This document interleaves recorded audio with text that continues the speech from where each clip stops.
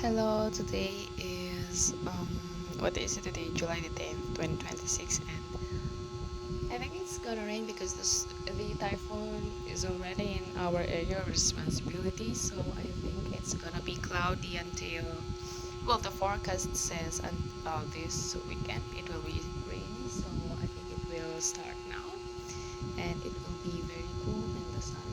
I don't know if the sun will shine or not.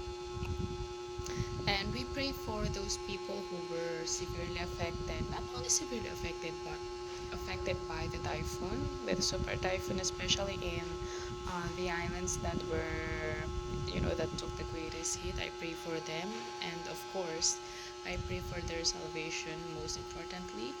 And I still pray for those countries that were about to take the hit of this super typhoon. I pray for their safety, and I pray that someone would be saved through this event. Anyway, our daily verse is from chapter 21, verse 22 of Matthew. Very familiar verse. It says, "In all things whatsoever you shall ask in prayer, believe you shall receive." So, the key word here is not all things, is not prayer, but believing.